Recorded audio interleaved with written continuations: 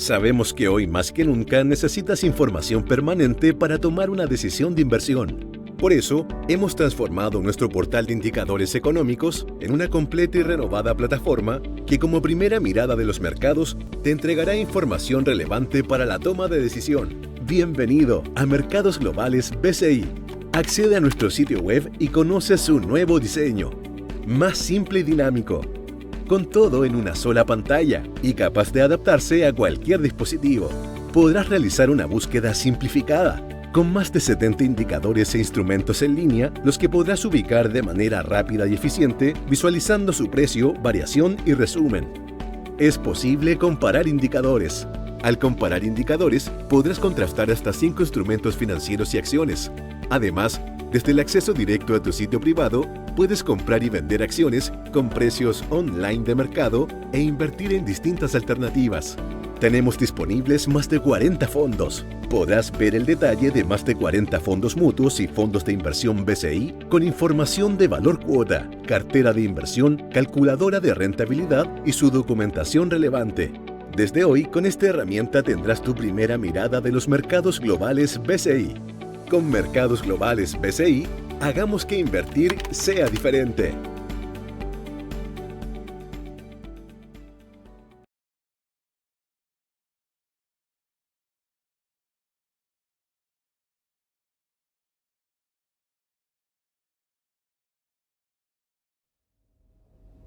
Muy buenos días, es un gusto para mí poder saludarlos. Mi nombre es Claudia Torres, yo soy gerente general de BCI Asset Management y en nombre del equipo de Wealth Management queremos darles la bienvenida esta mañana, siendo las 9 de la mañana, a nuestro webinar que hemos denominado 5 de septiembre, el día después.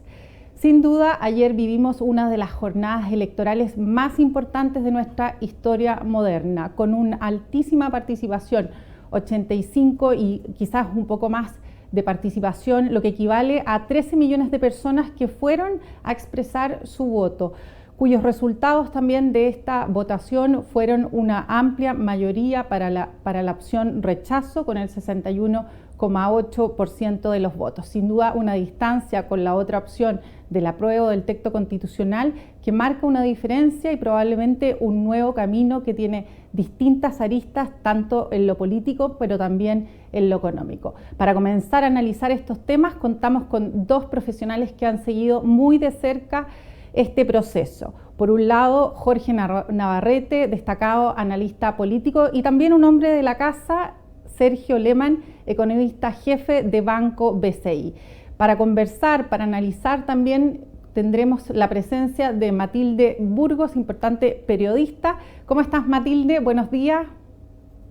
Hola Claudia, muy buenos días a todos los que están participando de esta transmisión en este, como tú dices, el día después, este clave 5 de septiembre en que tenemos estos contundentes resultados, 61,86% para el rechazo, 38,14% para el apruebo. Queremos analizar los alcances económicos, políticos de estos números que, si bien había una tendencia que esperaba un resultado como este, digamos, en el fondo, nunca con una brecha, una distancia como la que estamos observando en las cifras. Y tenemos a estos dos tremendos expertos, tanto en lo político como en lo económico, para analizar. Vamos a recibir sus preguntas para que participen con nosotros y vamos a comenzar entonces analizando con el dueño de casa, con Sergio. ¿Cuáles son, Sergio, los alcances económicos de este resultado en este día después? Así es. Bueno, primero que nada, muy buenos días. Encantado de poder compartir con ustedes la visión respecto, ¿no es cierto?, a los alcances del resultado económico asociado, digamos, al plebiscito, y para eso he preparado una presentación que da cuenta de los principales mensajes que al menos, ¿no es cierto?, desde el punto de vista económico uno podría recoger. Está, ¿no es cierto?, más o menos claro, se rechaza la propuesta constitucional. En nuestra lectura era tremendamente disruptiva en algunos elementos que son claves, digamos, para mirar el desarrollo de la economía chilena hacia adelante, particularmente en lo referido a instituciones políticas, judiciales, incentivos para la inversión, rol de los privados en distintos ámbitos, y por lo tanto el rechazo de alguna manera da cuenta de una visión, por lo menos esa es nuestra lectura, de que está más bien una sociedad que ve que posturas que más bien son más radicales, más extremas, tienden, ¿no es cierto?, a ir de alguna manera diluyéndose, digamos, y más bien da una señal de que la forma en la cual, ¿no es cierto?, la sociedad se manifiesta es que busca más bien, ¿no es cierto?, avanzar a través de acuerdos, consensos, etcétera, buscando, ¿no es cierto?, una mirada lo más amplia posible respecto a los marcos que deberían regir para nuestra economía. En nuestra lectura, entonces, reconociendo, ¿no es cierto?, que la diferencia entre el apruebo y el rechazo fue de una magnitud muy importante, en torno a 25%, la señal que se tiene es tremendamente potente, digamos, y en nuestra, ¿no es cierto?, mirada, como ya bien decía, más bien, ¿no es cierto?, las políticas hacia adelante deberían transitar hacia la moderación, y también eso naturalmente debería afectar o también, ¿no es cierto?, transmitirse hacia las reformas que hoy día están sobre la mesa en materia tributaria, en materia de pensiones, en materia de salud.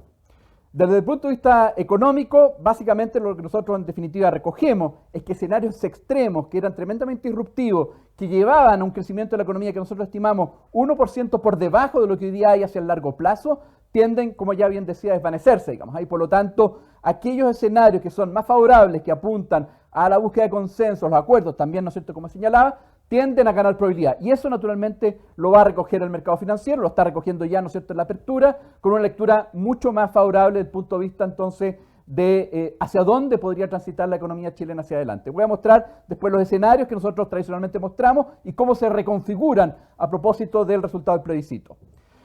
En nuestra mirada también, ¿no es cierto?, en un muy breve plazo, vamos a comenzar a ver propuestas, ¿no es cierto?, en materia constitucional, ¿no es cierto? Hoy día ya el presidente se va a reunir con los principales partidos políticos de manera, ¿no es cierto?, de definir una trayectoria en materia, ¿no es cierto?, de formas de reconfigurar, ¿no es cierto?, nuestra constitución, y eso creo que va a ser importante estar mirando con especial atención, digamos. Como bien decía, más bien debería moverse hacia la búsqueda de acuerdos y consensos, y eso naturalmente está siendo bien recogido o debería ser muy bien recogido por los mercados. De todas maneras, es importante entender, para dar una mirada económica basada, ¿no es cierto?, en los que estamos viendo en materia más fundamental, es que la economía chilena requiere ajustes. Tal como muestra el gráfico que estamos acá presentando, la trayectoria de crecimiento de la economía chilena en 2021 fue claramente por sobre cualquier nivel, ¿no es cierto?, de moderación, digamos. Claramente fue absolutamente exagerada, digamos, y por lo tanto es necesario reacomodar la economía y volverla hacia la trayectoria que es coherente con el crecimiento a largo plazo de la economía chilena, que hoy día lo estimamos en torno a 2%. Y por lo tanto, hacia adelante necesariamente debe verse un ajuste que está de alguna manera representado por estas distintas trayectorias. Teníamos tradicionalmente una trayectoria que era nuestro escenario base, que es la línea azul punteada, un escenario negativo, que en donde había una mirada mucho más disruptiva, y un escenario favorable que estaba básicamente marcada por los acuerdos, los consensos, una mirada, ¿no es cierto?, mucho más amplia en el sentido de ir buscando muchos más distintas miradas de forma de buscar acuerdos hacia adelante. Lo que hoy día estamos viendo es que este escenario más disruptivo que llevaba a una caída más abrupta en la economía hacia el 2023 y un estancamiento hacia adelante, de alguna manera se desvanece, digamos, y por lo tanto, si bien probablemente la probabilidad no es cero, sí ganan mucho más probabilidad el escenario favorable y el escenario base que habíamos definido ¿no es cierto?, nuestra mirada tradicional que hacemos respecto, digamos, a la economía. Estas son las trayectorias trimestrales que se están viendo hacia adelante. Como bien decía, esta línea punteada roja, que era mucho más disruptiva desde el punto de vista económico, tiende nuevamente a desvanecerse, pero de todas maneras eso significa, de todas formas, digamos, que hacia adelante vamos a ir viendo una economía que de todas maneras va a registrar un ajuste. En materia de inversión, el desarrollo del proceso constituyente y la incertidumbre política que quedó instalada sugería una caída importante en inversión este año, en torno a 4 o 5%. Eso claramente no hay hoy día, ¿no es cierto?, tiempo para cambios, digamos. Probablemente va a registrar justamente una caída en torno a ese valor, pero hacia el 2023 también había una mirada muy negativa. Estos son información que va recogiendo la Corporación de Bienes de Capital a partir de proyectos que están hoy día en carpeta para los distintos sectores económicos, algunos mucho más golpeados que otros, forestal, digamos, con todo lo que significa la violencia, la zona macrosur, naturalmente mucho más afectado que otros sectores, pero también lo que es energía, también lo que es inmobiliario. Lo que uno podría prever es que probablemente, entendiendo que hay una mejora en confianza, entendiendo, ¿no es cierto?, que hay una mirada mucho más favorable respecto, ¿no es cierto?, a cómo avanzar hacia adelante, con una mirada mucho más de acuerdo y consenso, vamos a ver alguna regulación en la inversión. Y es probable entonces que los proyectos de inversión postergados hacia el 2023, una parte de ellos vuelvan, ¿no es cierto?, a ser reevaluados y por lo tanto vuelvan a ser eventualmente ejecutados durante los próximos años. Y por lo tanto, es probable entonces que hacia adelante veamos justamente, ¿no es cierto?, que bien vuelven, ¿no es cierto?, a ponerse sobre la mesa algunos proyectos que habían sido postergados. Ahora, es importante entender que la incertidumbre todavía no se desvanece del todo, digamos, todavía es necesario definir el camino hacia adelante y por lo tanto necesariamente todavía va a haber cierta mirada de cautela, por lo menos, ¿no es cierto?, en algunos sectores, entendiendo que todavía este es un camino, un proceso que no ha concluido. Pero sin embargo, nosotros sí vemos que podrían haber alguna mirada, digamos, algo más favorable, los sectores que aparecían más golpeados: energía, industrial, inmobiliario, minería, y por cierto entonces con una mirada que podría tener un impacto positivo en las perspectivas de crecimiento hacia los próximos años. Como es tradicional, ya lo decía, nosotros teníamos esta configuración macro con un escenario base, 60% de probabilidad, favorable 15% de probabilidad, adverso 25% de probabilidad. El escenario base básicamente planteaba que se mantiene la incertidumbre política, sostenía, ¿no es cierto?, la necesidad de un ajuste en la economía, pero, ¿no es cierto?, con una confianza que no se recuperaba con una fuerza suficiente. En ese caso apuntábamos a una caída el próximo año de 1.2%. El escenario favorable tenía implícito mejoras, ¿no es cierto?, desde el punto de vista de la confianza, por una mirada mucho más favorable en la búsqueda de acuerdos y consensos, y por lo tanto con una mirada mucho más favorable también hacia el largo plazo en materia de perspectivas de crecimiento. Y un escenario adverso que era más disruptivo, en donde sectores más radicalizados empujaban, ¿no es cierto?, una constitución como la que está sobre la mesa, que era disruptiva, sin cambios, sin reforma, y que por lo tanto también incorporaba mayores desequilibrios macro, entendiendo, ¿no es cierto?, que los recursos que comprometía eran extremadamente altos. Con el resultado del plebiscito, ¿no es cierto?, primero, ¿no es cierto?, lo que tenemos es que este escenario adverso, disruptivo, se desvanece. Probablemente la probabilidad no es cero, pero es muy cercana a cero, entendiendo que hay una señal muy potente, ¿no es cierto?, ya lo decía, ¿no es cierto?, en el sentido de ir buscando acuerdos y consensos. Y también las probabilidades de escenario asociado al escenario base que nosotros habíamos configurado y el escenario favorable, que también, ¿no es cierto?, contemplaba una mirada mucho más positiva hacia adelante, también tienden, ¿no es cierto?, a ser revisados. Y sobre esa base, nosotros hemos reajustado las probabilidades asociadas a estos dos escenarios.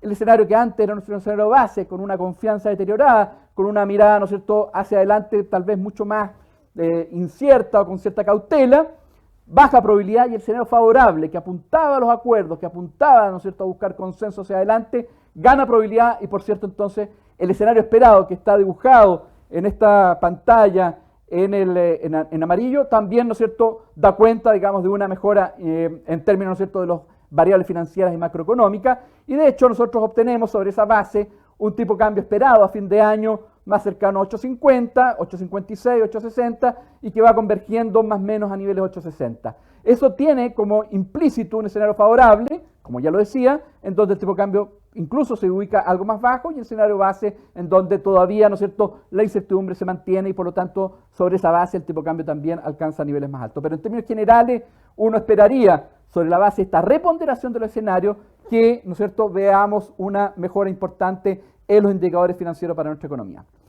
Para ir terminando, simplemente entendiendo, ¿no es cierto?, de que todavía hay elementos que es necesario ir avanzando, ir recogiendo respecto, ¿no es cierto?, a la propuesta constitucional que probablemente se va a empezar a discutir, ojalá próximamente, es que hay ciertos puntos donde hay ciertos consensos, digamos. Y aquí recogí una lista en donde probablemente los cambios en la Constitución van a ir justamente por ese lado, digamos, Estado social y democrático de derecho, modernización y ampliación de derechos fundamentales. Creo que ha habido una señal muy importante de la sociedad en esa línea: más democracia y participación para contribuir al bien común, descentralización, reconocimiento constitucional de los pueblos indígenas, pueblos originarios, protección del medio ambiente, protección de derechos, fortalecimiento del poder judicial, un Estado transparente, profesional, una economía social de mercado al servicio del desarrollo, que creo que también es un elemento muy importante a considerar. Sin embargo, todavía, ¿no es cierto?, más allá del proceso constitucional, hay otros elementos que son importantes poner atención. Reforma tributaria, que debería, ¿no es cierto?, el gobierno plantear algunas observaciones respecto a su proyecto original. Creo que aquí la señal que se recoge como resultado del plebiscito es que es necesario avanzar con mucho más acuerdo, con mucho más consenso, y por lo tanto con una mirada mucho más probablemente amplia, buscando, ¿no es cierto?, el beneficio económico hacia el mediano y largo plazo. Y por lo tanto creemos que en algunas reformas que son claves va a haber justamente esta mirada mucho más de buscar acuerdos y consenso. En reforma de pensiones también, el gobierno debería probablemente en las próximas semanas, si no esta, entregar su propuesta en materia de pensiones, que también nuevamente debería buscar mucho más consenso, no con miradas disruptivas, escuchar a los distintos actores y por lo tanto avanzar en un camino común. Y reforma a salud también, ¿no es cierto?, un tema muy importante. Y finalmente educación, porque creo que es algo que pareciera ser que todavía está muy abajo en la lista de prioridades. En Chile tenemos un déficit en materia de calidad de educación que es muy importante, por lo tanto es necesario tomarse, ¿no es cierto?, con mucho mayor seriedad la necesidad de avanzar en esa línea. Hoy día el mundo es mucho más desafiante en materia tecnológica, mucho más desafiante en materia de competitividad y por lo tanto si no avanzamos en materia de calidad de educación, elevamos la productividad de nuestra economía, simplemente la capacidad de crecimiento hacia adelante se va a ver mermada y por lo tanto nuestro sueño de ser ojalá un país desarrollado de aquí a 20 años podrá ir perdiendo fuerza. Creo que es también un elemento central que iría a estar probablemente en los puntos más altos en esta escala de prioridades. Muy bien, Sergio, muchísimas gracias por este análisis, pero todos sabemos también que es la política la que crea las condiciones para la economía y el marco de desarrollo económico. Por lo tanto, es la política, ha entendido la política, la clase política, el gobierno, la oposición. ¿Cuál es el mensaje que se ha dado con este contundente resultado? Jorge Princho Navarrete, cuéntanos, ¿cuál es tu análisis? Bueno, primero que nada, muy buenos días. Matilde, Sergio, al BCI, muchas gracias por la invitación. Lo que asistimos ayer fue nada menos que un terremoto, donde incluso los sismólogos, para variar, estuvieron bien lejos de los resultados. Si la memoria no me falla, lo menos de los sondeos que conocimos las últimas 2 semanas, el más cercano estuvo a más de 10 puntos de distancia. Incluso algunas encuestas fueron corrigiendo sus resultados y estrechándolo en la medida que se acercaba la fecha, lo cual pone un signo de incertidumbre respecto a nuestra capacidad de predecir el proceso político, especialmente en un contexto de algo en lo cual nos deberíamos congratular y que tiene que ver con los altísimos niveles de votación y de participación que vimos ayer, que son siempre importantes para la densidad democrática de un país, específicamente cuando se enfrenta a una elección tan importante como esta. Y creo que todavía medio atontados con el resultado, hay que hacer un esfuerzo de humildad, porque probablemente durante las próximas horas vamos a escuchar sentencias muy categóricas de todo tipo de influenciadores y protagonistas del debate público, quizás cometiendo el mismo error que se ha cometido durante los últimos años. Cuando uno tiene un martillo, cree que todos sus problemas son clavos. Y yo creo que aquí hay que mirar un poquitito con más calma, y lo que pretendo hacer en los próximos ya 14 minutos es simplemente poner algunos titulares de lo que yo creo que ocurrió y señas probablemente de lo que viene, para después dar lugar a una conversación con Sergio y con Matilde a partir de las preguntas que ustedes mismos nos planteen. A ver, lo primero que ocurrió es que probablemente la Convención Constitucional, y esto se le advirtió durante mucho tiempo, no entendieron que el ciclo de opinión pública había cambiado bien profundamente en Chile. No solamente en su dimensión política, sino que, lo comentábamos con Sergio de manera previa, también en su dimensión económica. El hecho que José Antonio Kast ganara la primera vuelta electoral, que la derecha tuviera un gran resultado parlamentario, al punto tal de llevarse casi la mitad del Senado, mostraba que algo había cambiado. Yo, por decirlo de manera provocadora, diría que lo que no se vio fueron los hijos ilegítimos del estallido social. Es decir, aquellos temas que estaban profundamente arraigados en la población y que sin embargo fueron soslayados, fueron mirados en menos, con desdén por esta marea que generó el 18 de octubre. Me refiero a temas como el de la propiedad, al de la seguridad, a los temas vinculados a la inmigración, al empleo, a la tranquilidad, al cumplimiento del Estado de Derecho, cosas que no tienen que ver con ser de izquierda o derecha y que nos dimos cuenta que estaban, insisto, en este sentido común ciudadano y que fueron soslayados durante mucho tiempo. La Convención nunca entendió que las condiciones bajo las cuales fue elegida y la mayoría que se constituyó para efectos de llevar adelante su propuesta se desencajaba, se desacoplaba completamente de lo que había acontecido en el país meses siguientes a esa elección. Una segunda razón, diría yo, tiene que ver con que es inevitable no decir que esto no solamente fue un plebiscito respecto de la propuesta constitucional, esto fue un plebiscito también respecto al gobierno. Un gobierno que generó grandes expectativas, que se impuso de manera muy contundente en una segunda vuelta electoral y que sin embargo, si mi memoria no me falla, en los últimos 30 años nunca habíamos visto una administración que en su popularidad cayera tan fuerte y de manera tan rápida. Aquí se han defraudado muchas expectativas a la luz de una administración que ha dado señales muy equívocas. Ha dado señales equívocas en dos temas que siempre han sido difíciles para la izquierda, no solamente en Chile, en el mundo, pero que se transforman probablemente en el centro de nuestras principales preocupaciones. Primero, el entendimiento de cómo el crecimiento económico es probablemente la mejor política social. E incluso quienes tenemos una vocación igualitarista sabemos que para distribuir primero hay que generar.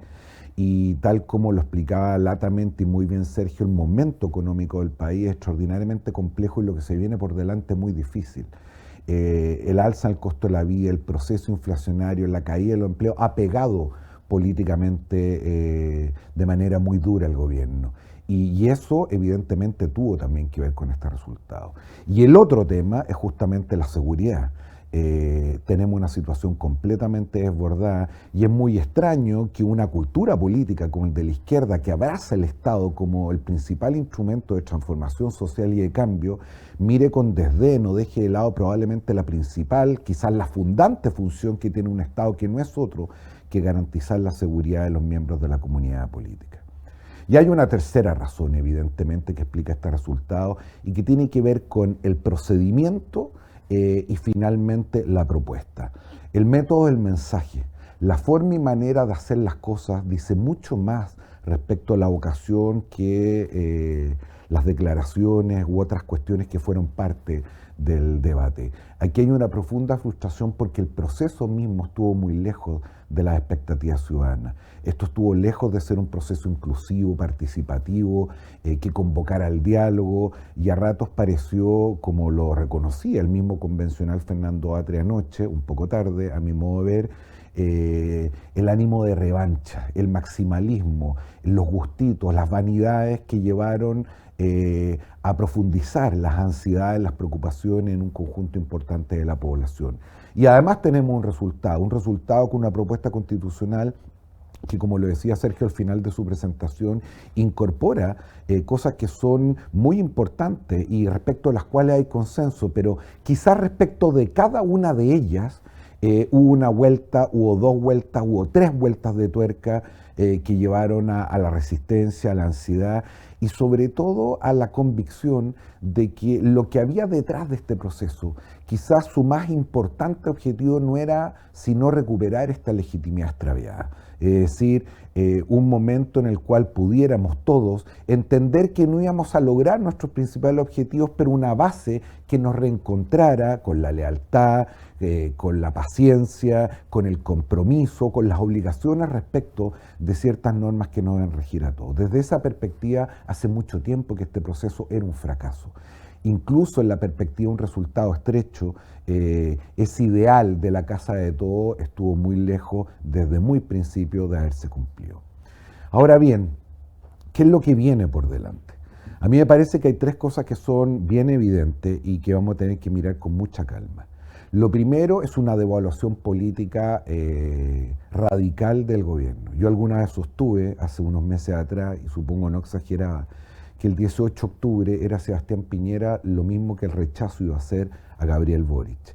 Y creo que después de los resultados de ayer no estamos lejos de una afirmación de esa naturaleza. Esa devaluación política se va a acrecentar y por lo tanto lo primero que vamos a observar en ese marco de pérdida de poder es lo que algunos analistas ya largamente han llamado la noche de los cuchillos largos, es decir, va a haber una recriminación muy dura al interior del oficialismo, particularmente la izquierda, por las responsabilidades sobre el resultado.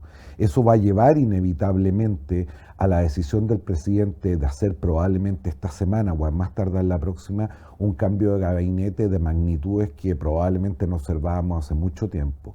Yo apuesto que probablemente más de 10 ministros de Estado van a dejar su cargo o a lo menos cambiar de cartera, donde los principales damnificados van a estar en el comité político.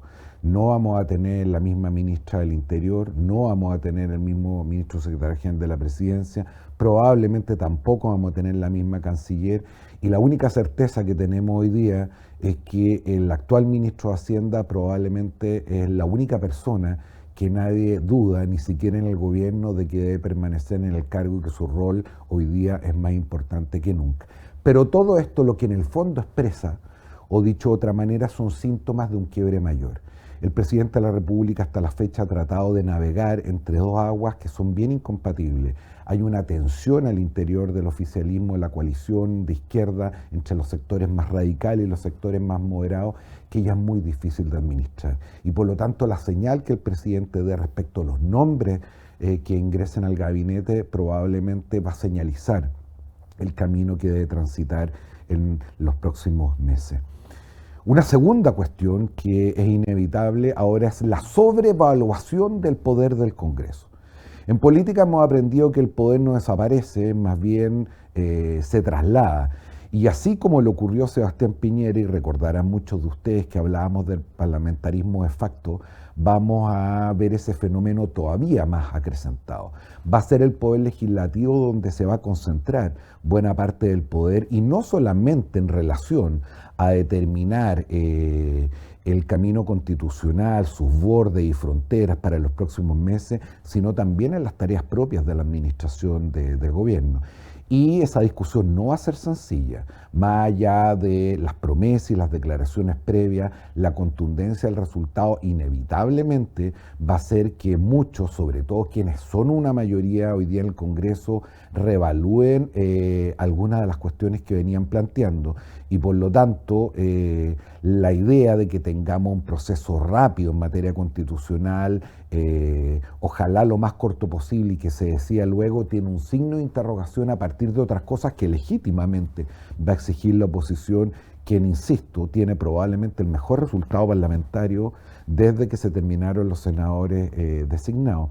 Pero el principal rol del Congreso va a tener que ver con las tareas propias de la administración de gobierno. Resuelto la cuestión constitucional y desacoplada ese debate, viene, como muy bien recordaba Sergio, una discusión no fácil y bien dura respecto a transformaciones bien fundamentales, donde la reforma tributaria, la reforma previsional y probablemente la reforma al sistema de salud juegan un rol estelar. El gobierno en principio no debería moderar algunos de los planteamientos que ha venido haciendo. Probablemente sí, Mario Marcel, en lo que tiene que ver con la discusión de la reforma tributaria, pero veo muy difícil que de buena a primera, incluso antes de sentarse a conversar, por ejemplo, en materia de reforma de pensión, el gobierno renuncie a que la totalidad o a una parte muy importante de la cotización adicional vaya a un sistema solidario, a que se separe la industria, que haya un monopolio estatal respecto de la administración de las cuentas, en fin, y para qué decir en materia de salud, donde sus posiciones han sido todavía más radicales. Pues bien, el desafío que tenemos por delante, y yo creo que esa es la tercera cuestión, y lo voy a decir en términos bien dramáticos, es sostener este gobierno. Yo evidentemente pertenezco a una familia política que perdió ayer la elección. Y sin embargo, cuando ocurrió el 18 de octubre, fui de los varios, quiero creer, que defendimos la importancia de sostener institucionalmente la administración del expresidente Sebastián Piñera, porque para un país que tiene democracia desde antes de ayer, en términos históricos, para decirlo como el Chile, es muy complejo y muy difícil, sobre todo en momentos como los que atraviesa este país, tener un gobierno extremadamente débil. Y eso es finalmente lo que va a ocurrir. Y los desafíos que tenemos por delante principalmente son dos. El desafío económico y social de levantar económicamente este país, que sigue siendo, más allá de los pensamientos de algunos, un país más bien pobre, y que si deja de pedalear rápidamente el agua nos llega hasta el cuello, que es lo que ha venido ocurriendo. Y sobre todo probablemente la mayor dificultad es recuperar la convivencia cívica y terminar con los niveles de violencia. Terminar con los niveles de violencia que no solamente han azotado la macrozona sur, que se expresan en la violencia política, que tienen una variante muy radical en el crimen organizado, el narcotráfico, y una violencia además que se expresa en nuestro propio debate político, como en la incapacidad de poder disentir, discutir y llegar a acuerdos sin sentir que tenemos el derecho a funar, a censurar, a simplemente excluir a quien piensa distinto. Termino con un signo de esperanza. Yo venía sosteniendo algo hace algunos meses atrás que se entendía poco cuando lo decía. Y es que, para serles franco, yo siempre he pensado que lo verdaderamente polarizado en Chile son sus élites, más bien políticas, preferentemente, pero también económicas y sociales. Y que la gran mayoría de los ciudadanos depositaria un cierto sentido común y esa sabiduría que cada cierto tiempo nos da señales muy contundentes. Michelle Bachelet obtuvo en la segunda vuelta electoral un porcentaje que no habíamos visto nunca. 4 años después, Sebastián Piñera saca la votación más alta que ha tenido la derecha en la historia de Chile. 2 años y medio después tuvimos un estallido social que pensamos que había cambiado los rumbos de la patria para siempre. 1 año y medio después, un candidato conservador como José Antonio Kast gana una elección. Pues bien, lo que parecía imposible después del 80% de personas que clamaron por un proceso constituyente, el resultado ayer nos recuerda que nuestros ciudadanos, las personas comunes y corrientes, probablemente sin grandes títulos, sin el privilegio de poder participar en los debates públicos como hacemos nosotros, tienen una sabiduría que tenemos que apreciar, reconocer y en la cual tenemos que confiar. Muchísimas gracias, Jorge, por este análisis, completísimo análisis de lo que ha pasado, más allá del poco tiempo de que hemos tenido este resultado. Y tú lo decías, para bien o para mal, está en el presidente el mayor activo político del gobierno. Y es en el presidente entonces donde recae el poder de decisión de liderar este proceso que se aproxima. Hemos visto también un discurso del presidente la noche de ayer donde manifiesta de manera clara lo que él cree que hay que hacer en este escenario. La pregunta es, con esta debilidad, pero también con este activo, ¿es el presidente Gabriel Boric el que va a tener la capacidad de tomar decisiones que implican renuncias a su propio proyecto y una renuncia a gran parte del equipo que lo acompaña? Es difícil contestar esa pregunta, Mati. A ver, lo racional nos indica lo obvio, y es que el presidente de la República tiene probablemente, y como tú sugerías, una libertad de la cual no ha gozado ningún presidente para tomar una decisión hoy día a la luz de este resultado. Y por lo tanto, esa perspectiva, el racional, lo obvio, es que el presidente expresara, por ejemplo, en este cambio de gabinete, un giro hacia la moderación, en la línea de lo que sugiere Sergio, un giro hacia los acuerdos, un giro hacia retomar, o para algunos comenzar, la tarea de gobernar. Sin embargo, si hay algo que he aprendido es que en política lo más objetivo es lo subjetivo. Y las emociones y la historia aquí juegan un rol muy importante. Estamos hablando del presidente más joven de nuestra historia, probablemente, si me apuran, el más joven hoy día del planeta. Que tuvo un nivel de éxito como probablemente no habíamos visto nunca en la historia de Chile, una coalición política que en menos de 10 años de debutar llega al gobierno de Chile. Y que eso lo hizo con sus amigos, con sus compañeros de ruta, con los que carreteaba, con los que lloraba, con los que se consolaba. Cuando uno mira, salvo Mario Marcel, el comité político hoy día, esos son sus amigos de toda la vida. Y por lo tanto, está la decisión de resetearse, de renunciar, de olvidar tu historia, de traicionar en términos políticos, de dejar de lado, de no mirar atrás, de no recoger herido, requiere de un coraje y de un talante, dirían los españoles, que no estoy seguro si el presidente está en condiciones hoy día de acometer. Y por lo tanto, mi principal sospecha es que aunque las cosas discurran en ese sentido, probablemente no va a ser con la radicalidad ni con la brutalidad que los tiempos exigen.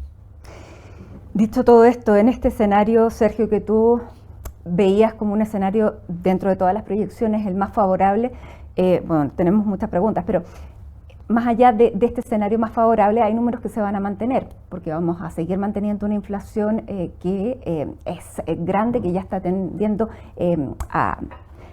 a llegar tal vez a su punto máximo, pero también tenemos malas señales de la Fed en Estados Unidos, tenemos una guerra que se mantiene, condiciones externas que también empujan negativamente nuestro escenario económico. ¿Cuánto tiempo se va a mantener este escenario más allá de las decisiones políticas que se tomen de por sí? Y hay algunos que están ya haciendo preguntas en lo inmediato, por ejemplo, y hay bastante ansiedad de acuerdo a lo que estoy viendo. Los fondos de renta fija, por ejemplo, en lo inmediato, ¿se van a ver afectados por una mejor expectativa de inflación? ¿Qué pasa hoy día con el dólar? ¿Qué pasa con la bolsa? A ver, primero, yo creo que sin duda el escenario económico es complejo, digamos. Primero porque vamos a ver una demanda interna muy debilitada, ya lo comentaba, es necesario un ajuste en la economía porque crecimos durante 2021 de manera absolutamente fuera de cualquier norma, digamos, de manera irresponsable, por lo tanto hay que hacer ese ajuste y por lo tanto hacia adelante vamos a ir viendo eso. Asimismo, la inflación es alta, digamos, y eso tiene que ver también con los pecados, digamos, del 2021, con un gasto público que crece con mucha fuerza, con los retiros de fondos de pensiones, y ciertamente entonces eso ha sido mucho más persistente con un escenario externo que también tiende, digamos, a ser mucho más difícil.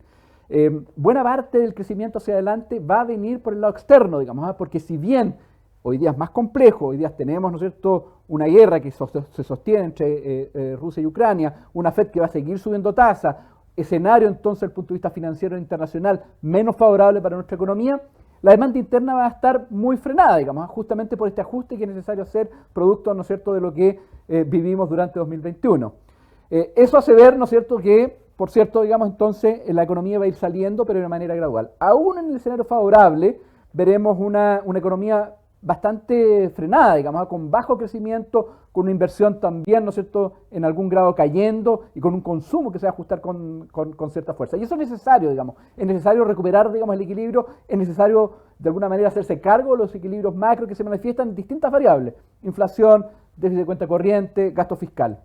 Ahora, de todas maneras, como comentaba, la confianza hacia adelante tiende a mejorar en el margen, a pesar de este escenario, porque los escenarios más radicales o más peligrosos o al menos que generan mayor preocupación tienden a bajar. Y por lo tanto lo que nosotros vemos es que los premios por riesgo sobre los activos chilenos se reduce. Se refleja en el tipo de cambio, que, ¿no es cierto?, ya habría esta mañana con una caída importante, una bolsa que se recupera, y por el lado de renta fija también, digamos. De hecho, con un tipo de cambio más bajo, las presiones inflacionarias tienden a bajar, digamos, y por lo tanto las perspectivas inflacionarias con miras a 2023 tienden a ser también más moderadas. Nosotros ya veíamos que las tasas de interés en Chile estaban en niveles, las tasas nominales en niveles altos, y por lo tanto con esta mirada algo más favorable deberían tender a ajustar algo, digamos, y por lo tanto la renta fija en nuestra mirada también va a tener un impacto positivo, producto justamente de este mejor ánimo, producto de una inflación que probablemente podría caer algo más rápido durante 2023 y producto también, ¿no es cierto?, de una economía que podría mostrar, digamos, algún desempeño algo más favorable, entendiendo, ¿no es cierto?, que hay una mejora de confianza a propósito de las señales que recibimos de la sociedad. Pero de todas maneras hay que tener claro que la inflación se va a mantener por un tiempo, que el bajo crecimiento es esperable para poder reducir esta inflación, que sea bajo. Ese escenario se va a mantener por lo menos hasta... Nosotros creemos que durante todo 2023 vamos a tener un escenario complejo con inflación que va a ir bajando lentamente y recién vamos a alcanzar la meta inflacionaria, desde el punto de vista entonces de la inflación, llegando a un equilibrio hacia el 2024, es decir, todavía queda un buen trecho de ajuste y entendiendo también, ¿no es cierto?, que la economía va a mostrar un muy bajo crecimiento durante 2023, a pesar de esta mejora de ánimo, y que recién en 2024 vamos a retomar una trayectoria de crecimiento más coherente con nuestros fundamentos. Bueno, y siguiendo también en este marco político que genera las condiciones para el ambiente económico, Pirincho, estábamos hablando de lo que es el gobierno, pero ¿qué pasa también con la oposición que ve en este resultado un triunfo, pero cuán claro tiene que no es solamente su triunfo, este 62% que ha obtenido el día de ayer? La derecha tiene en nuestro país un rango de apoyo que va entre el 40 y 45%. Esto lo supera con mucho, por lo tanto no es solamente la derecha la que ganó ayer, sin embargo es la derecha y estos líderes que no aparecieron durante la campaña los que van a tener que sentarse a negociar. ¿Cómo los ves a ellos también? ¿Existirá en ellos esta magnanimidad que tal vez no hubo en la convención? Cuando ya, por ejemplo, hoy día veíamos que el presidente ha convocado a una reunión en la tarde a todos los partidos políticos de La Moneda y de Chile Vamos se plantea que no van a ir. A ver, los errores de interpretación de la clase política de los resultados es una cuestión más o menos recurrente. Muchas personas supusieron que el 80% de personas que votaron a favor de un proceso constituyente eran más bien de sensibilidad izquierda, lo cual es un gran error. Había mucha gente de cultura centro-derecha que estaba y está por un proceso constituyente. Yo creo que el propio presidente de la República no ha leído bien que la votación que obtuvo en segunda vuelta en el balotaje no era una votación incondicional, sino que también estaba vinculada a una expectativa que le había generado Moderación Segunda, y probablemente lo que vamos a asistir en las próximas horas también es una mala interpretación respecto de ciertos sectores, para ser justo, no todos, sobre cómo mirar el resultado.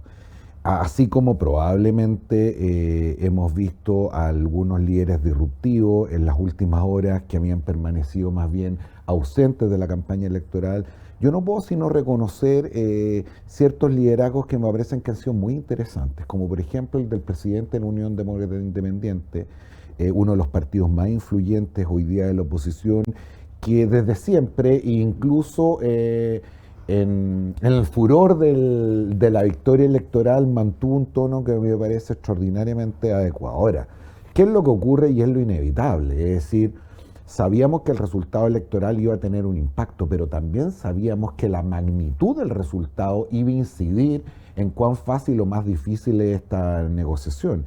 Y evidentemente hay una parte de la oposición que saca una cuenta obvia, y es que este es un resultado que no solamente habla de la propuesta constitucional, sino que también del gobierno. Y por lo tanto, más que decirle no nos vamos a sentar a conversar, la señal que vimos ayer fue tenemos que sentarnos a conversar no solamente respecto al proceso constitucional, sino de cómo discurre en los próximos 3 años y medio. Ahora, efectivamente, la posición de la derecha es inmejorable. Es inmejorable no solamente por el resultado electoral, sino también por su posición hoy día en un Congreso que, como yo recordaba antes, toma un rol fundamental.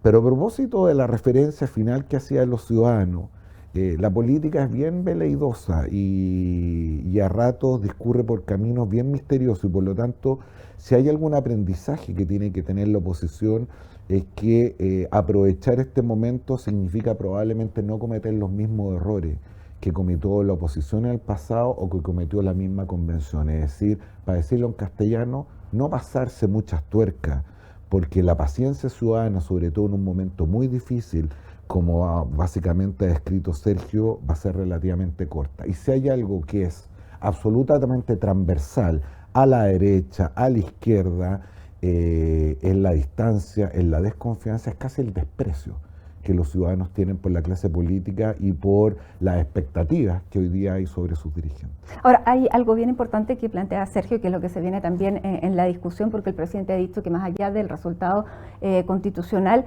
tiene que seguir gobernando y tiene que seguir dando la respuesta a los chilenos a los problemas que tenemos hoy. Y dentro de esos problemas tenemos una discusión de reforma de pensiones que la hemos sostenido ya más de una década, que aparentemente no resiste más espera. Tenemos también lo que está ocurriendo en el sistema de salud. O sea, hay legislaciones que se tienen que comenzar a generar y a aprobar. Y en ese sentido, tú decías, no ha perdido solamente la Constitución, sino que ha perdido el gobierno. ¿Cuánto peso y cuánta fuerza pierde el gobierno al negociar estas reformas? La reforma de pensiones, la reforma tributaria, la reforma de salud. Pierde evidentemente un poder importante. Si uno piensa en la idea de colegisladores, se produce una evidente simetría hoy día de poderes. Sergio decía en su presentación algo respecto a lo cual, te confieso, tengo una duda, y que tiene que ver con la obviedad de la moderación. Lo voy a decir de la siguiente forma para provocar. Yo creo que la gran mayoría de los chilenos lo que nos dijo ayer es que para el mediano y largo plazo era bueno rechazar esta propuesta.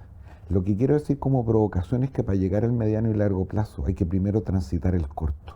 Y el corto plazo pudiera tener una característica algo insospechada, y es que frente a un gobierno completamente debilitado, que tiene que en algún sentido compensar la derrota electoral, aleonar a su hueste, que te vuelva el alma al cuerpo de cierta manera, y un Congreso donde hay una parte significativa de la derecha que está empeñada y en buena hora en dar señales de cambio, de transformaciones, con un vacío regulatorio de proyectos de ley, de iniciativa, no vaya a ser que este corto plazo tenga el síntoma de la creatividad parlamentaria, de tratar de solucionar ahí lo que no se puede hacer desde el gobierno. Es decir, yo para ponerlo en plata, no me extrañaría que en 2 meses más, si es que no antes, estuviéramos discutiendo el 6º y el 7º retiro previsional sin ninguna posibilidad del gobierno contener eso, y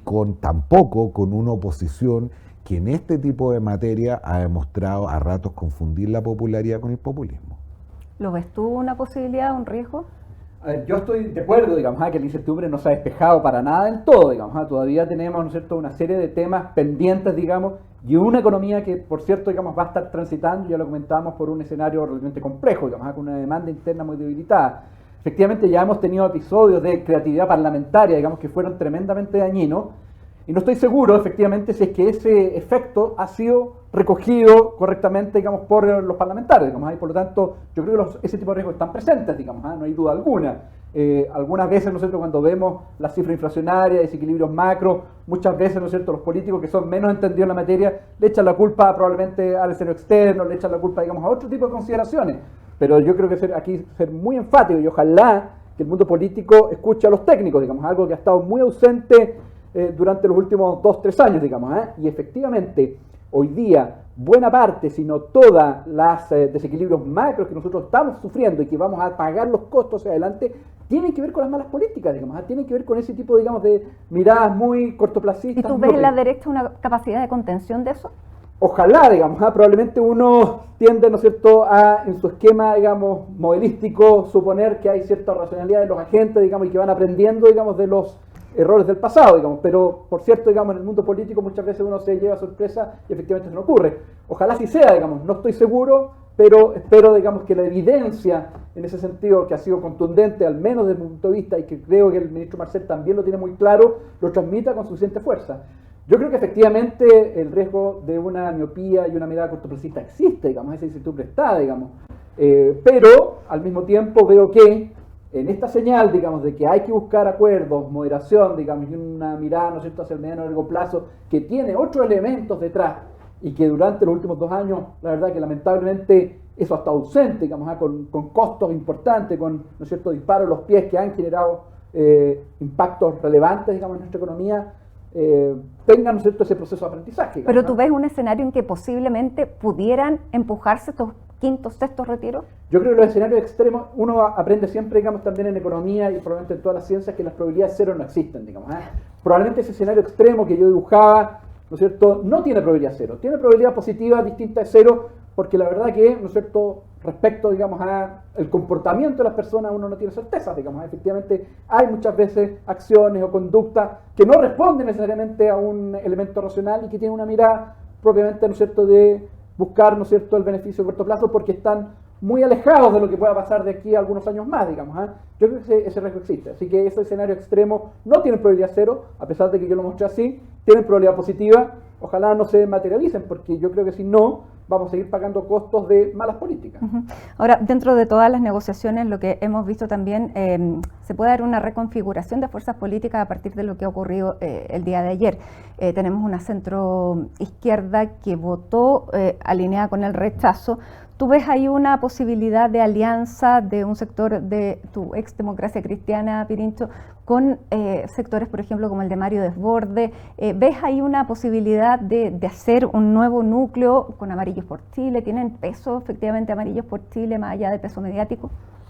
Se ha especulado mucho respecto de esto, Mati, y yo en general soy más escéptico. Efectivamente, quizás la gran paradoja es que el plebiscito del 88, que puso término a la dictadura militar, estableció una suerte de muralla china entre ciertos sectores políticos que paradojalmente 33 años después se quiebra esa muralla con otro plebiscito y muchas personas, especialmente de sensibilidad de centroizquierda, socialdemócrata, algunas de ellas muy destacadas, votaron por el rechazo y votaron con la derecha, cosa que antes no había ocurrido. Pero soy escéptico de que en términos generales eso vaya a significar un reordenamiento de las fuerzas políticas, las coaliciones tal como lo hemos visto hasta ahora, porque finalmente lo que nos enseña este proceso es que hay ciertas inercias que son difíciles de contener. Probablemente Jimena Rincón, Matías Walker y otros también exultantes por estas horas, pero la negociación va a ser la negociación, como decía alguien ayer, entre quienes efectivamente tienen los mayores niveles de poder e influencia, probablemente en la oposición representada por sus dos partidos más grandes, Renovación Nacional y la UDI, y en la izquierda por lo que hay en los sectores más radicalizados o más ultras de la izquierda, con los sectores más moderados. No creo que quienes tuvieron un rol fundamental desde estructuras más independientes, y no solo de izquierda o en la sensibilidad socialdemócrata, sino también en la sensibilidad derecha. Estoy pensando en mi amigo Fontaine y en otro. Esta va a ser la hora de los partidos, va a ser la hora de las fuerzas políticas tradicionales. Y por lo tanto el cálculo que hicieron algunos pudiera ser un cálculo corto. Siempre es difícil dejar una familia política, por dos razones. Porque es complejo volver y nunca a la familia que llegas te aceptan como si fuera uno de los de verdad. Entonces ese tránsito va a ser un poco difícil. Ahora, yo creo que lo que sí vamos a tener es un acuerdo relativamente rápido. No cabe la menor duda que vamos a tener una convención constitucional. Parece que no vamos a tener un plebiscito de entrada. Y la gran discusión va a estar en los bordes, es decir, independiente. Si van independientes o no, como fueron en el anterior, qué pasa con los cupos originarios, especialmente su cantidad, la paridad no se va a discutir, y lo que están todos más o menos contestes de que esto tiene que ser un proceso corto, de que la incertidumbre no resiste estar 2 años más discutiendo la cuestión constitucional, y sea con la propuesta que se acaba de rechazar, con la actual constitución, con la propuesta que se hizo al final de gobierno de Michelle Bachelet, etcétera, etcétera, etcétera, no se parta desde cero y tengamos algo en la línea de la última diapositiva que mostró Sergio en su presentación, que parece ser los principales acuerdos. A lo menos en el papel, otra cosa con guitarra, ya lo sabe el presidente, lo vamos a ver las próximas horas. Capítulo 510. Exactamente.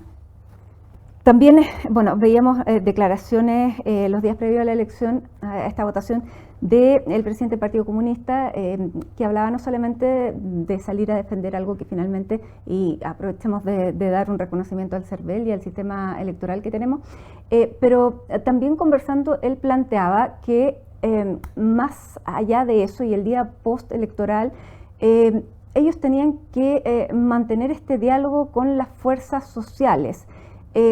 En definitiva, mantener también un pie en la calle, un pie en el gobierno. ¿Qué riesgo o qué posibilidad, más allá de calificarla, ves tú de movilizaciones sociales y protestas más desestabilizantes, no al nivel que vimos el 18 de octubre, pero una manifestación importante en las calles? ¿Tú ves esa posibilidad o hubo ya un hastío y una pandemia, lo conversábamos antes, que ya nos pone en una plataforma distinta? A ver, no soy muy amigo de hacer juicios categóricos, pero en una mezcla de predicción y voluntad voy a decir que yo veo ese escenario poco probable.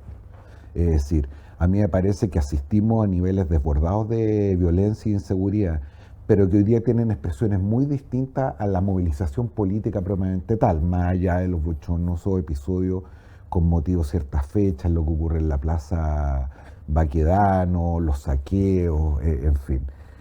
Porque hay una diferencia muy fundamental. Cuando ocurrió el 18 de octubre, evidentemente, todos nosotros pudimos observar que había que distinguir entre quién había puesto un fósforo y la razón por la cual había ardido toda la pradera, que son cosas bien distintas. Las personas dispuestas a poner los fósforos están ahí, todavía. Y sin embargo, yo creo que los niveles de legitimidad social de la violencia como un mecanismo de cambios políticos ha caído mucho en Chile. Una de las cosas que más nos asustaba y nos abrumaba es que semanas después del estallido social, casi el 50-55% de las personas encuestadas validaba la violencia como un método de cambio. Por distintas razones que tienen que ver con el cansancio, el hastío, el miedo y los excesos, eso ha caído profundamente. Y por lo tanto vamos a tener episodios de violencia, sobre todo respecto de un Estado y un gobierno que ha sido incapaz de contenerlo y hacer uso del legítimo derecho, como decimos los abogados, de la fuerza socialmente organizada, de la represión institucional. Vamos a seguir teniendo episodios de violencia vinculados a la manifestación política, pero muy lejos de la magnitud y la legitimidad de lo que vimos el 18 de octubre. Entre otras cosas, porque esto se encauzó institucionalmente. Y por eso es tan importante que a partir de lo que acaba de hacer el presidente y la tarea del Congreso, se encauce rápidamente y ojalá se desacople la discusión constitucional y de lo que tiene que ver con el gobernar del día a día, lo que algún filósofo llamaba el por mientras. Siempre por mientras hay que gobernar mientras están ocurriendo las otras cosas. Y desde esa perspectiva, y con la importancia que tiene el Ministerio del Interior, ¿tú crees que finalmente el socialismo democrático va a llegar a ese lugar? No sé qué partido va a llegar a ese lugar, pero tengo la convicción de que el tipo de persona que debería llegar, sea hombre o mujer, en el Ministerio del Interior debe reunir dos requisitos. Primero, un poquitito más de experiencia. Esta es una generación que, más allá de sus pergaminos académicos, digo, la que está en el gobierno, tiene poco estado en el cuerpo. Y eso se ha notado en demasiadas ocasiones, más allá de cierta frivolidad y desdén por la complejidad, que también se ha notado muchísimo. En el caso de la ministra del Interior, probablemente lo de Temuculcuy refleja de manera bien paradigmática esta cuestión. Ahí no solamente retrocedió ella y los 60 policías que la acompañaban, ahí retrocedió la posibilidad del diálogo, ahí retrocedió el Estado de Chile, cosa que es gravísima. A los 3 días de haber asumido. Y por lo tanto, creo que debería ser un hombre o una mujer que no solamente tenga una mayor experiencia, sino que tenga el temple y el carácter para conducir y tomar un tipo de decisiones que probablemente no van a admitir vacilaciones en esta materia. Sergio, dentro de la oposición, ¿tú cuáles son los líderes que ves con las condiciones para asumir una negociación en un momento como este? A ver, no estoy seguro. Yo creo que van a tener que participar distintos actores en este proceso, de los distintos sectores políticos. Ya lo decía, hoy día pareciera ser, ¿no es cierto?, que la centroizquierda, digamos, sectores más moderados, van a jugar un rol mucho más importante, digamos, de lo que veíamos hasta hoy día. Pero yo creo que es algo bien transversal, digamos, yo creo que es importante, digamos, ser, ojalá, ¿no es cierto?, lo más convocantes posible, digamos, y por lo tanto que participen en este proceso, digamos, los distintos actores de los distintos signos, digamos, de manera tal de efectivamente recoger el llamado de la ciudadanía, digamos, queremos avanzar en acuerdo, en consenso, no queremos, ¿no es cierto?, sectores que de alguna manera desprecian, digamos, a otros, sino que incorporarlos en el proceso, porque de otra manera tú no logras estabilidad, digamos, lo que básicamente uno recoge es que cuando son sectores más extremos, más radicalizados, más maximalistas, los que buscan, ¿no es cierto?, implementar sus propias miradas, al final lo que logras es un sistema muy inestable que rápidamente se quiebra. Yo creo que es necesario, desde el punto de vista, ¿no es cierto?, de la mirada a largo plazo, ser muy convocante, muy amplio, y que ojalá entonces la Constitución que construyamos hacia adelante sea, ojalá, aquella que convoque, digamos, y represente a, ojalá, todos los chilenos, de manera tal, ¿no es cierto?, de que hacia adelante las reglas tengan la estabilidad que hoy día necesita nuestro país. Ahora, dentro de los elementos que ustedes y que se ha definido que dan incertidumbre al sistema económico, estaba la convención. Probablemente vamos a tener una nueva convención. ¿Qué peso le das a esa nueva convención dentro de la inestabilidad, entre comillas, que va a tener este escenario en el próximo año? A ver, como comentábamos, yo creo que efectivamente la incertidumbre no desaparece del todo porque naturalmente todavía estamos en un proceso que no ha culminado, digamos, que tendrá esta nueva etapa. Pero mi sensación es que hoy día los bordes son mucho más acotados, digamos, y por lo tanto la incertidumbre, si bien no desaparece, es tremendamente más limitada y por lo tanto necesariamente eso, como comentaba, ¿no es cierto?, los escenarios que yo dibujaba, uno ve, ¿no es cierto?, que va a haber una mejora en confianza y lo que está hoy día mostrando los mercados financieros justamente, digamos, esa misma señal. Yo creo que hoy día la incertidumbre es más acotada, no desaparece, además tenemos un escenario externo que sigue siendo, ¿no es cierto?, muy desafiante y complejo, pero ciertamente la mirada hacia adelante es mucho más favorable, al menos de lo que yo percibía, digamos, hace, no sé, algunas semanas atrás. Hablemos de vías, herramientas y hablemos de plazos, Pirincho. Una nueva convención parece ser hasta ahora el escenario más probable o el que tuviera más legitimidad dentro de todos los escenarios.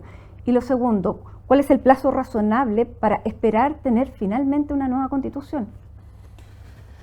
A ver, yo me atrevería a decir, contradiciéndome respecto a que no hay que tener sentencias categóricas, de que ya no hay varios escenarios, solamente hay uno. Vamos a tener una convención constitucional.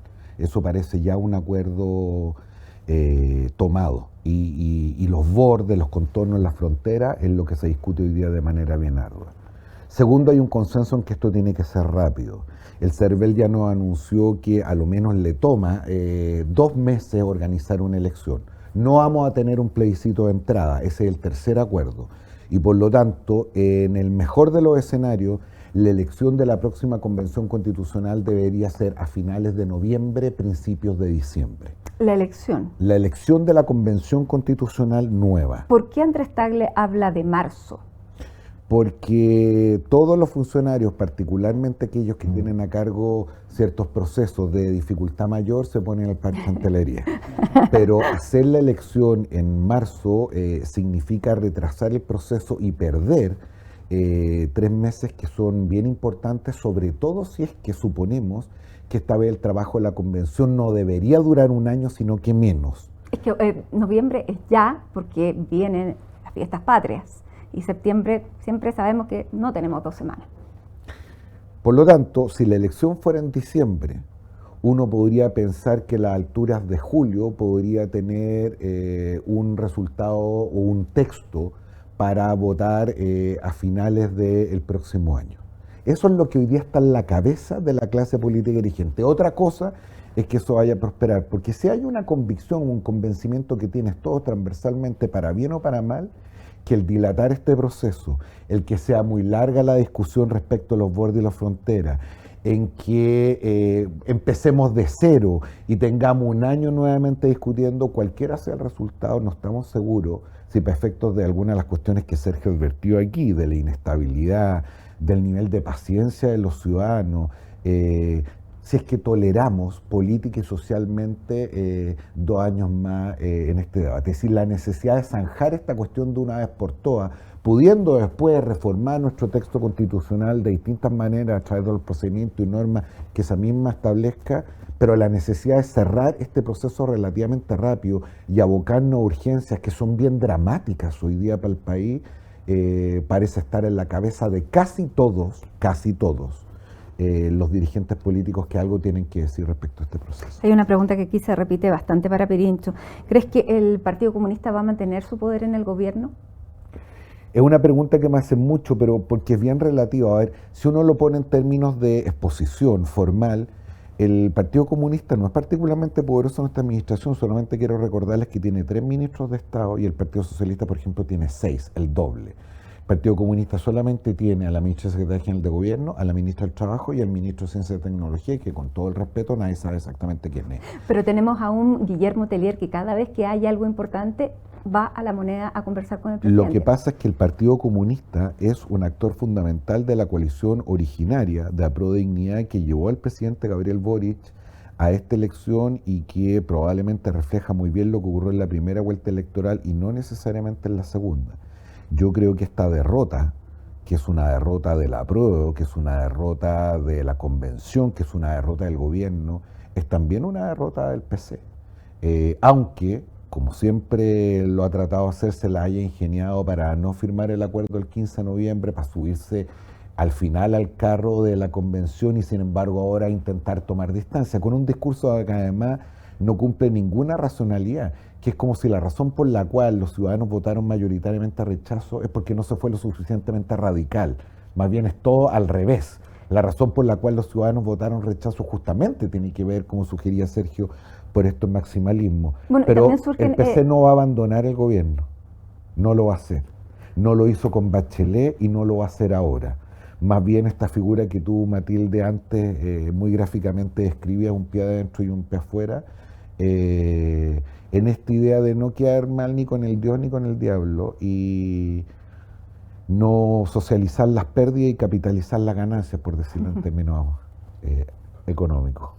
De acuerdo, pero más allá de tener pocos ministros en el gobierno, incluso tenía no tantos constituyentes, pero sí tuvieron la habilidad política para, dentro de la convención, establecer y hacer predominar sus propias metas.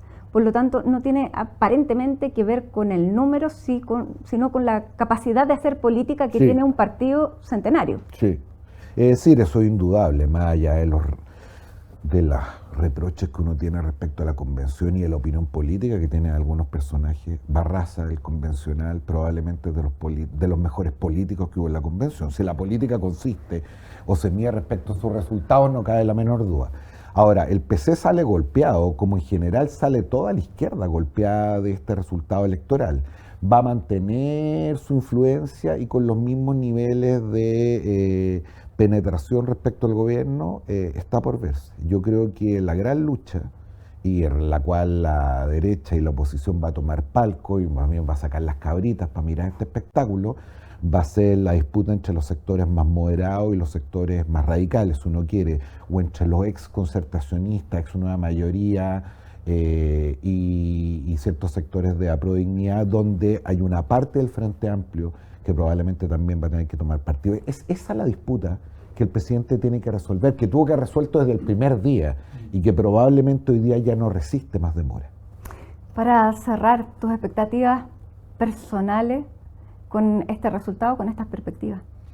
Yo soy estructuralmente optimista, yo veo favorablemente la mirada hacia adelante, con una mirada favorable, digamos, hacia adelante, con una economía que va a mostrar, digamos, alguna mejora respecto a lo que se veía hace algún tiempo atrás, con una confianza que va a tender, ¿no es cierto?, a mostrarse algo más sólida.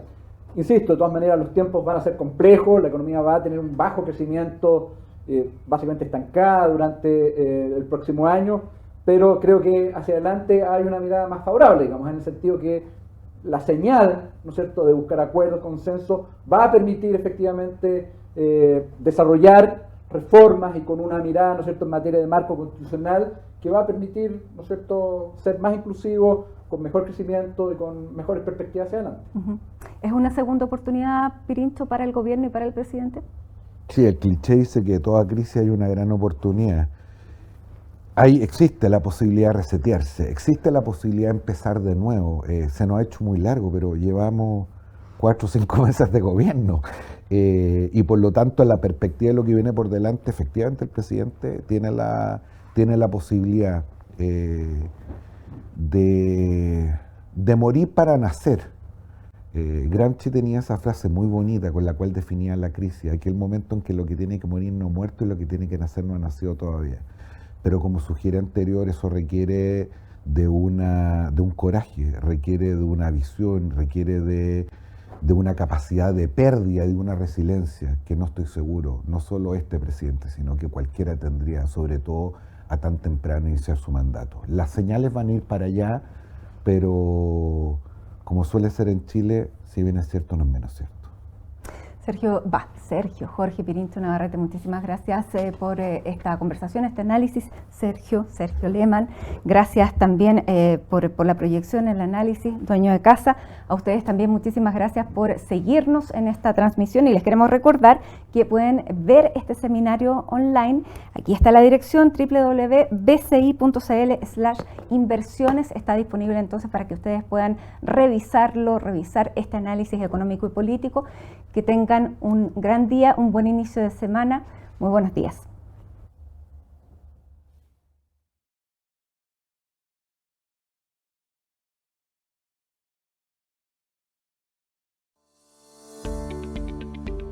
Sabemos que hoy más que nunca necesitas información permanente para tomar una decisión de inversión. Por eso, hemos transformado nuestro portal de indicadores económicos en una completa y renovada plataforma que como primera mirada de los mercados te entregará información relevante para la toma de decisión. Bienvenido a Mercados Globales BCI. Accede a nuestro sitio web y conoce su nuevo diseño. Más simple y dinámico, con todo en una sola pantalla y capaz de adaptarse a cualquier dispositivo. Podrás realizar una búsqueda simplificada, con más de 70 indicadores e instrumentos en línea, los que podrás ubicar de manera rápida y eficiente, visualizando su precio, variación y resumen. Es posible comparar indicadores. Al comparar indicadores, podrás contrastar hasta 5 instrumentos financieros y acciones. Además, desde el acceso directo a tu sitio privado, puedes comprar y vender acciones con precios online de mercado e invertir en distintas alternativas. Tenemos disponibles más de 40 fondos. Podrás ver el detalle de más de 40 fondos mutuos y fondos de inversión BCI con información de valor cuota, cartera de inversión, calculadora de rentabilidad y su documentación relevante. Desde hoy, con esta herramienta tendrás tu primera mirada de los mercados globales BCI. Con Mercados Globales BCI, hagamos que invertir sea diferente.